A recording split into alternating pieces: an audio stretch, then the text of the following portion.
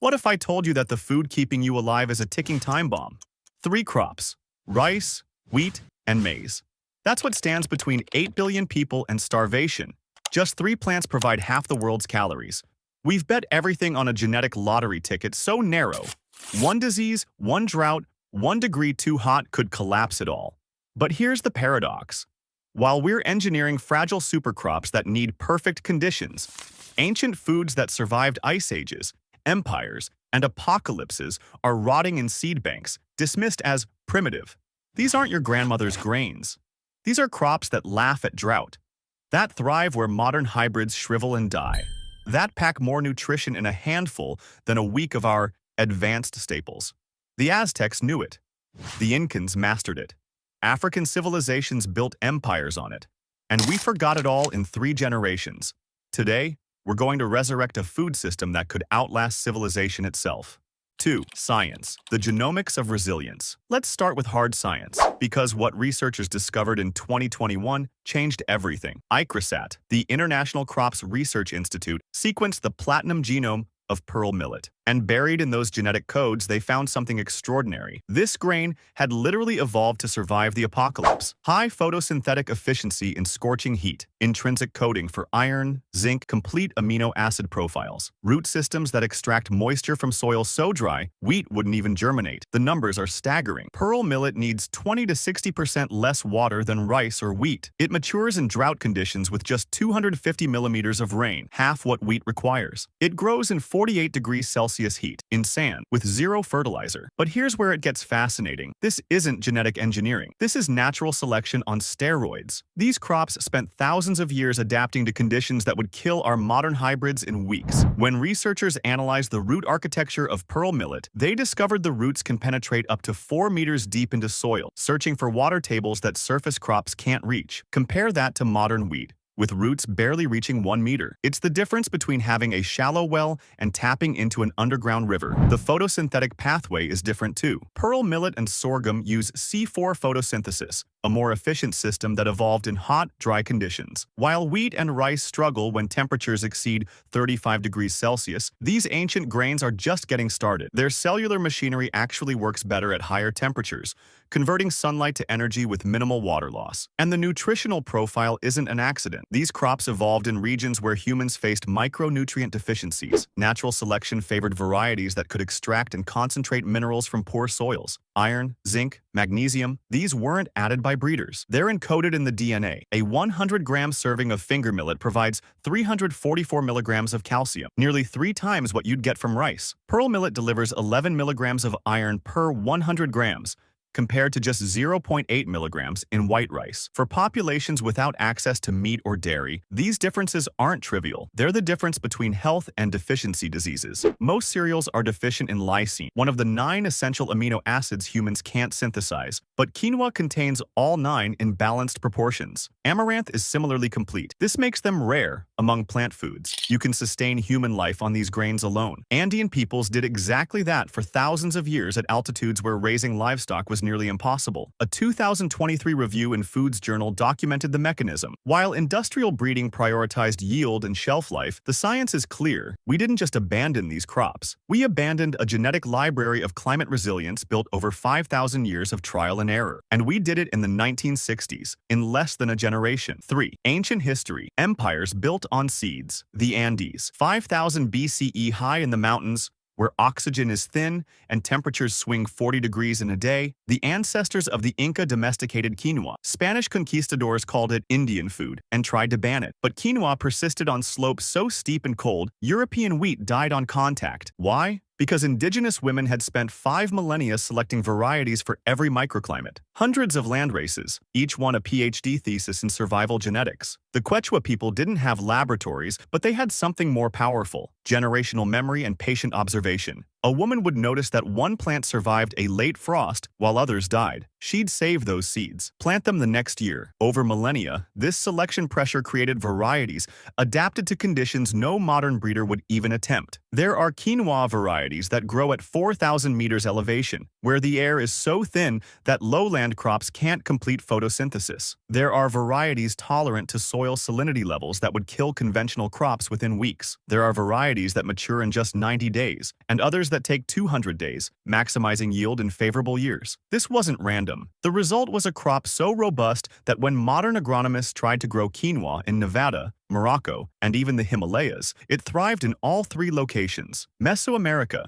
3000 BCE, the Aztecs and Mayans cultivated amaranth, huitli, as one of their sacred crops. They understood what modern nutritionists took centuries to rediscover. Amaranth's protein structure rivals beef, all essential amino acids, in a plant that grows in drought. The Spanish banned it too, called it pagan, but it survived as a weed. Today, Ukraine is Europe's largest amaranth producer. 5,000 years later, the weed feeds millions. Amaranth was more than food to Mesoamerican civilizations. It was woven into their cosmology, their festivals, their understanding of life itself. The ban nearly worked. For 400 years, amaranth cultivation in the Americas collapsed. But in remote mountain villages, indigenous women kept growing it in hidden gardens, passing seeds hand to hand in acts of quiet resistance. Africa, 4000 BCE across the Sahel, one of Earth's harshest environments. Civilizations built empires on pearl millet, fonio, and sorghum. These weren't backup crops. They were strategic reserves. When drought struck, when locust swarms descended, these grains still produced. Fonio, Africa's oldest cereal, matures in 6 to 8 weeks, in sand, with almost no rain. Ancient Sahelian farmers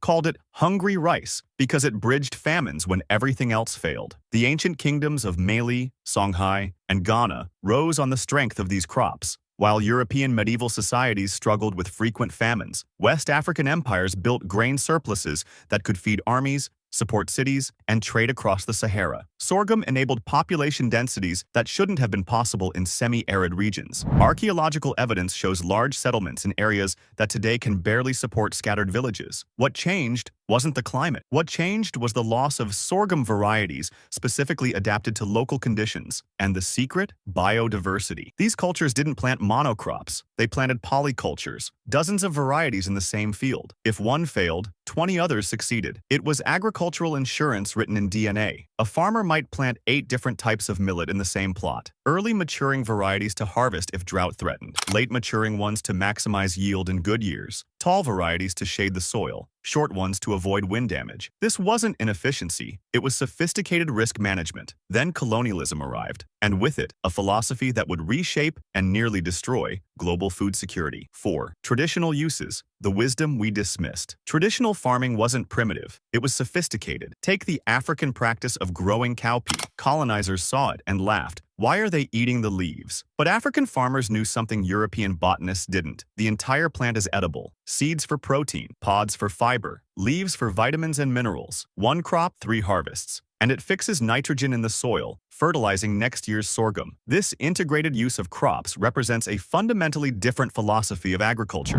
Western farming sees plants as single-purpose machines. Wheat makes grain, period. But traditional agriculture saw plants as multifunctional resources. In India, traditional diets paired pearl millet with pigeon pea. Villagers didn't know the chemistry, but they knew the combination prevented malnutrition. Modern science now explains it. The millet provides methionine, the pea provides lysine. Together, a complete protein profile that rivals meat. This principle appears independently in cultures worldwide. In the Americas, it's corn and beans. In the Middle East, wheat and lentils. In Asia, rice and soybeans. These aren't coincidences. They're empirical discoveries about human nutrition made thousands of years before we understood amino acids. The Quechua people of the Andes grew 4,000 potato varieties. Not because they were obsessed with potatoes, because each variety solved a different problem. Frost-resistant for high altitudes, drought-tolerant for dry years, pest-resistant for bad seasons. Some varieties could be freeze-dried into chuño, a preserved form that could last for years. Other varieties were specifically for making chicha, a fermented beverage. Still others were selected for specific cooking properties. This wasn't superstition. This was experiential science accumulated over hundreds of generations. And then there's moringa, the miracle tree, growing wild on marginal land across Africa and India. Its leaves contain 9 times the protein of yogurt, 17 times the calcium of milk, and 7 times the vitamin C of oranges. Moringa represents a different category of food plant, perennial trees that produce edible leaves year-round. While annual crops like wheat must be planted, tended, and harvested each year, moringa grows continuously with minimal care. In dry seasons when annual crops fail, moringa keeps producing. Humanitarian organizations now use moringa powder to treat childhood malnutrition, but African and Indian communities have known this for 3,000 years.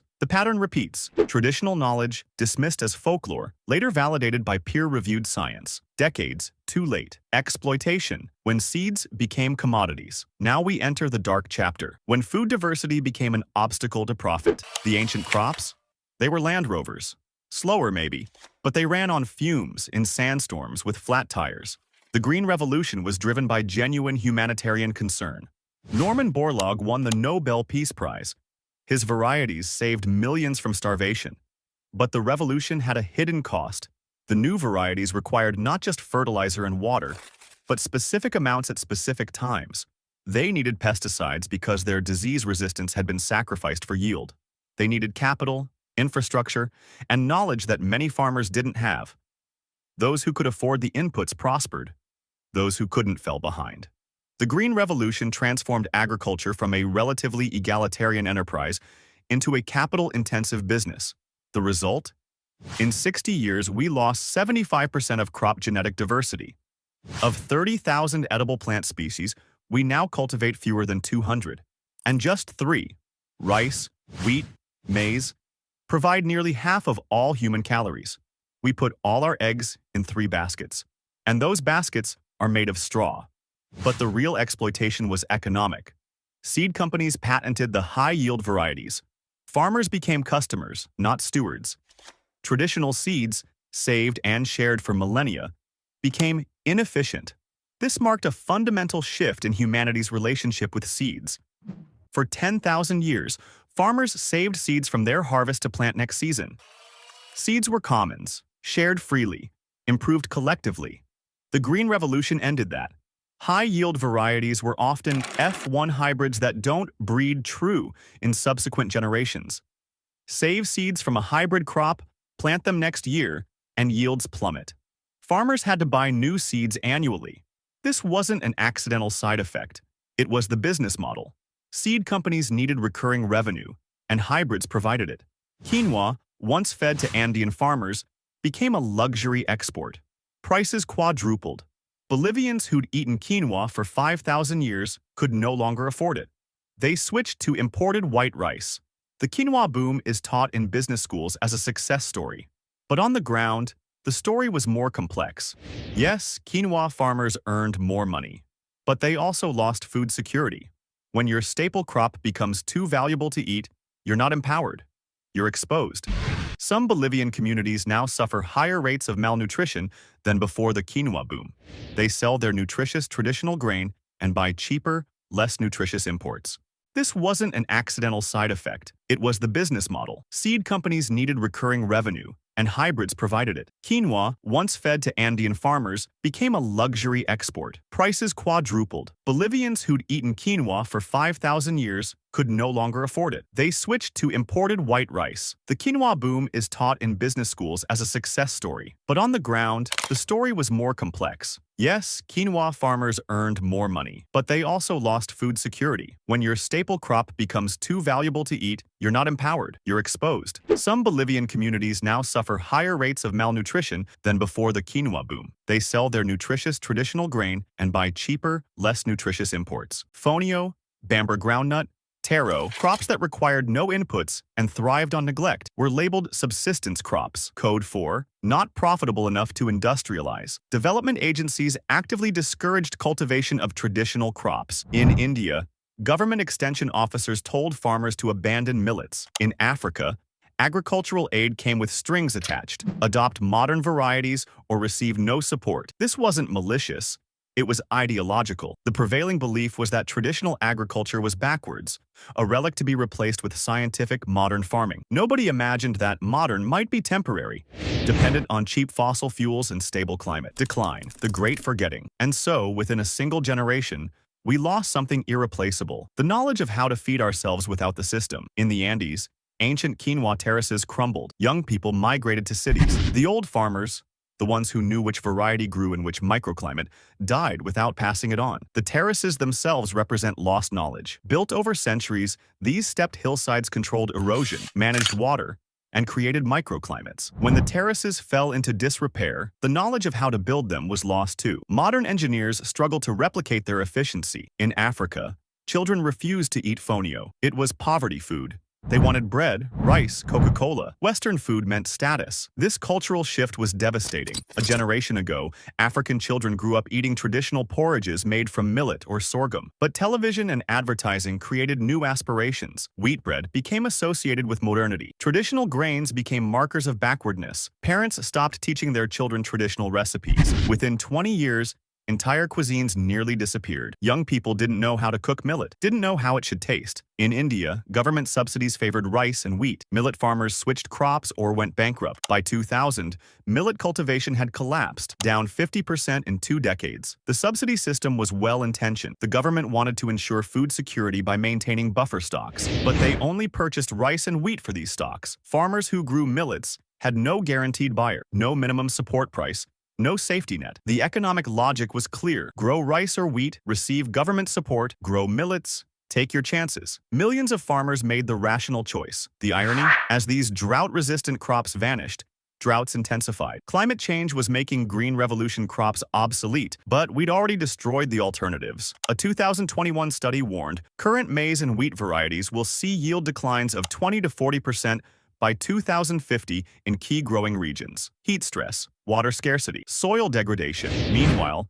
pearl millet, designed by evolution for exactly these conditions, rotted in seed banks. Amaranth, which thrives in drought, was dismissed as a weed. Seed banks became tombs, millions of seed samples carefully preserved in cold storage, representing thousands of years of agricultural evolution. But seeds in banks don't evolve, don't adapt. They're frozen in time. The UN's Sustainable Development Goals aim to end hunger by 2030, but experts now admit it's impossible without crop diversification. We can't hit the target because we threw away the tools. Critique: why the system hates resilient food. So why aren't these crops everywhere? If they're so superior for climate resilience, why the resistance? The answer is uncomfortable: because they threaten the business model. Industrial agriculture isn't designed around resilience.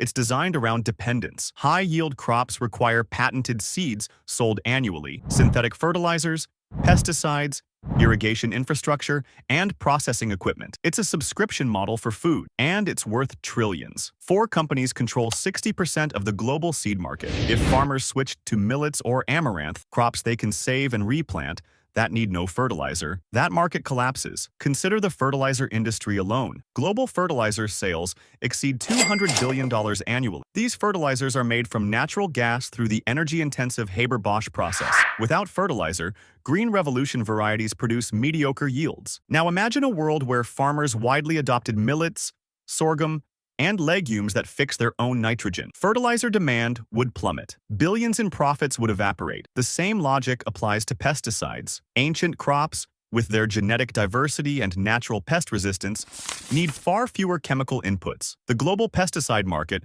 worth over $70 billion, depends on vulnerable monocultures. And here's the health angle: these ancient crops threaten pharmaceutical profits too. Type 2. Diabetes is a trillion-dollar industry. Insulin, medications, monitoring devices. But study after study shows pearl millet and finger millet regulate blood sugar naturally. High fiber, low glycemic index. In trials, diabetic patients who switched from white rice to millet reduced insulin dependence by 30%. Imagine if that scaled globally. The glycemic index of white rice is 73. Wheat bread is similar, around 75. But pearl millet has a glycemic index of just 55. Finger millet is even lower, around 50. Over years, over a lifetime, the cumulative effect on metabolic health is profound. India alone has over 100 million diabetics. If even a fraction switched from rice to millet, the impact on insulin demand would be measurable. Pharmaceutical companies understand this. They don't lobby against millets explicitly, but they fund nutrition research emphasizing medication over dietary change. Or consider malnutrition. UNICEF spends billions on vitamin supplements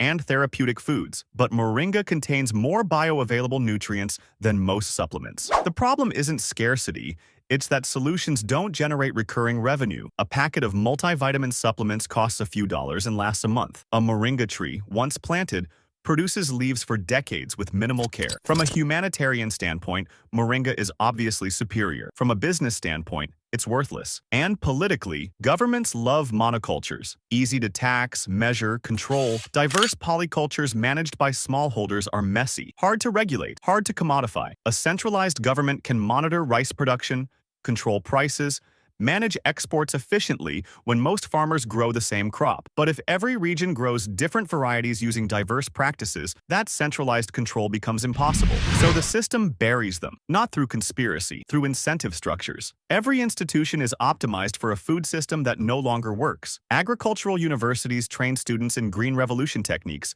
because that's where funding comes from. Extension services promote high-yield varieties because that's their mandate. Banks lend to farmers growing mainstream crops because the risk is quantifiable. Each actor makes rational decisions that collectively perpetuate the system. Consequences. The cost of forgetting. Let's tally the damage of our three-crop gamble. Consequence 1. Hidden hunger. 2 billion people suffer micronutrient deficiencies, not starvation, malnourishment. They eat enough calories from rice or maize, but lack iron, zinc, vitamin A. Children go blind. Mothers die in childbirth. Immune systems collapse. The World Health Organization estimates that vitamin A deficiency causes 500,000 cases of childhood blindness annually. Iron deficiency affects 1.6 billion people globally. Zinc deficiency causes stunted growth in hundreds of millions of children. The solution? It's growing in abandoned fields. Finger millet has more calcium than milk. Pearl millet has triple the iron of rice. We had the cure. We chose white rice instead. Treating malnutrition with supplements costs billions annually. Simply eating traditional grains would prevent most deficiencies at no additional cost. But we abandoned those grains for white rice and wheat, then spent billions trying to fortify them with the nutrients we bred out. Consequence 2. Crop failures. 2022, wheat yields in India dropped 20% due to heat waves. 2023, California rice harvest collapsed. Water restrictions. 2024, maize in East Africa failed. Prolonged drought. Each event triggers food price spikes,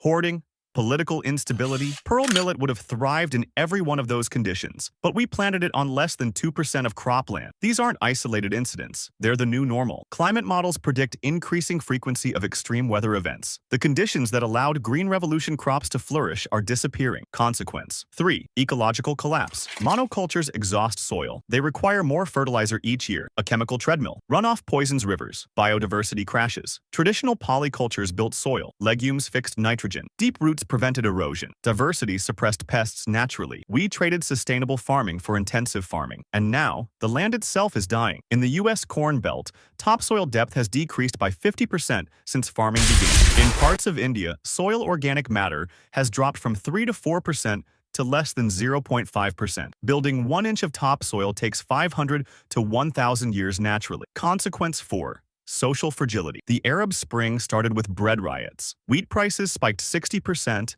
and governments fell. Our food system is so brittle, a bad harvest in Ukraine can trigger revolutions in Egypt. We're all connected to the same 3 crops. And if they fail simultaneously, the UN estimates we're 3 bad seasons away from catastrophic global famine. Global grain reserves have shrunk to around 75 days of consumption. 3 bad harvests in major producing regions would exhaust those reserves. History provides answers. The French Revolution was triggered partly by harvest failures and bread shortages. The Russian Revolution occurred against a backdrop of food crisis. The Arab Spring began when wheat prices spiked. Food security and political stability are intimately linked. Revival, the quiet revolution. But here's the twist. While policymakers debated, farmers started fixing it themselves. Africa, 2020s. In Mali, Senegal, and Nigeria, women's cooperatives are reviving fonio, not as charity, as business. They're mechanizing processing, creating brands, exporting to European health food markets. One Senegalese collective increased farmer income 7-fold. Why? Because fonio commands premium prices as a superfood. The crop dismissed as subsistence is now boutique. This market-driven revival sidesteps the usual development paradigms. Women farmers identified an opportunity. Wealthy consumers in Europe and North America wanted ancient grains and were willing to pay premium prices. The cooperatives pooled resources to buy de-hulling machines. Traditionally, removing fonio's tiny husks required hours of hand labor. Mechanization reduced processing time from hours to minutes, making commercial production viable. India, the Millet Mission. The Indian government declared 2023 the International Year of Millets. They're subsidizing millet cultivation, mandating it in school lunch programs, and breeding biofortified varieties with extra iron and zinc. Early results: anemia rates dropping in trial regions. Farmer profits up 40%. Water usage down by half. It's working because they didn't wait for top-down mandates. They paid farmers to switch. Research frontiers. At ICRISAT, scientists are developing nutri-millets, varieties optimized for both climate resilience and micronutrient density. Gene editing is accelerating breeding cycles from 15 years to 3. This represents a potential synthesis, using cutting-edge molecular tools to enhance ancient crops rather than replace them. Previous agricultural science tried to create universal varieties that would grow everywhere. New approaches focus on creating locally adapted varieties that excel in specific conditions. Cornell's Utopian Seed Project is adapting taro for temperate climates. Imagine a tropical staple growing in New York, providing carbs and vitamin A where potatoes struggle. And in unlikely places, Brooklyn, Berlin, São Paulo, urban farmers are growing amaranth and quinoa. Not nostalgia, not trendiness, pragmatism. These crops thrive on neglect, perfect for cities facing water restrictions. The numbers tell the story. Global quinoa market, $4 billion, growing 12% annually. Millet production in Africa, up 35% since 2020. Moringa product sales tripled in 5 years. This isn't charity, it's a market correction. The world is remembering what works. Market forces, often blamed for industrial agriculture's excesses, are now driving diversification. Health-conscious consumers want nutrient-dense foods. Environmentally conscious consumers want sustainable production. Climate-stressed farmers want crops that survive droughts. These demands align around ancient crops. And crucially, seed banks are repatriating ancient varieties to their origin communities. Lesson: the philosophy of resilience. So what's the deeper lesson? Why does this matter beyond calories and nutrition? It's about fragility versus resilience. For 10,000 years, agriculture was a conversation between humans and plants. We selected crops. Crops shaped our cultures. It was coevolution. The Green Revolution broke that conversation. It said, we don't need adaptation. We have technology. And for 50 years, it worked. But technology requires perfect conditions: cheap oil for fertilizers, stable climate, abundant water. Those conditions are ending. The 21st century will be defined by instability. Droughts, floods, heat waves, not centuries apart, years apart. You can't engineer your way out of chaos, but you can diversity your way through it. This principle applies beyond agriculture. Complex systems, ecosystems, economies, societies persist through diversity and redundancy, not optimization. A forest with one species of tree is efficient but fragile. A forest with dozens of species is inefficient but resilient. Modern civilization has optimized for efficiency everywhere. Just-in-time supply chains minimize inventory costs. Monoculture farming maximizes yield per hectare. These strategies work wonderfully in stable conditions. They fail catastrophically when conditions change. Ancient agriculture understood this intuitively. You didn't maximize yield, you maximized reliability. You didn't plant the single best crop, you planted a dozen good enough crops. These strategies seemed inefficient only because they were preparing for disasters that happened infrequently. Ancient crops survived because they were redundant. 100 varieties of potato meant if 99 failed, one thrived. That's not inefficiency, that's anti-fragility. Our mistake was thinking efficiency equals strength. But a chain optimized for perfect conditions is just a chain waiting to break. A system optimized for average conditions performs poorly when conditions deviate. A robust system performs adequately under all conditions. Over long timescales, the robust system outperforms because it survives the catastrophes that wipe out optimized systems. Reviving these crops isn't about going back to primitive farming. It's about going forward with ancient wisdom. It's recognizing that the foods our ancestors developed over millennia contain solutions to problems we're just now admitting exist. Climate change isn't a future threat. It's here. And the playbook for surviving it was written 5,000 years ago. We just need to stop being too proud to read it. So what can you do? Eat differently. Next time you shop, buy millet, quinoa, amaranth, or fonio. Demand creates supply. If stores don't stock it, ask for it. Every purchase is a vote. Buying ancient grains signals to suppliers that demand exists. Start small. Replace white rice with quinoa once a week. Try millet porridge for breakfast. These aren't exotic foods requiring special skills. They cook like any grain. Grow something ancient. Got a garden? A balcony? Try growing amaranth or moringa. These crops thrive on neglect. perfect for beginners. Amaranth is nearly impossible to kill. Scatter seeds in spring, water occasionally, harvest leaves as they grow, collect seeds in fall. Growing these crops yourself rebuilds practical knowledge. You learn what ancient farmers knew. These plants want to grow. Share the knowledge. Talk about this. Share this video. The biggest obstacle isn't science, it's awareness. Most people don't know these foods exist. Information spreads through networks. Share with people who might be interested. Gardeners, health-conscious friends, parents worried about food security. Each person you reach might reach others. Support the farmers. Buy from seed exchanges, indigenous cooperatives, and heritage grain producers. Your money votes for the food system you want. This is more direct than political advocacy. Buying from a Bolivian quinoa cooperative or a Senegalese fonio collective directly supports farmers maintaining traditional practices.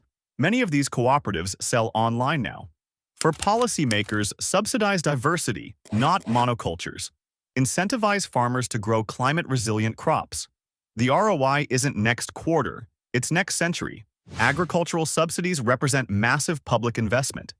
Redirecting even a fraction toward traditional crops would transform agriculture. Subsidize water conservation, and farmers will choose drought-tolerant crops. Subsidize soil health, and farmers will choose crops that build rather than deplete soil. We stand at a turning point. We can keep betting on 3 crops and pray the climate doesn't shift. Or we can diversify, spreading risk across 30,000 years of agricultural R&D. The choice is ours. But nature has already voted, and her vote is for the seeds that survived everything we threw at them. If this changed how you see food, hit subscribe. We're covering the forgotten knowledge that could save civilization.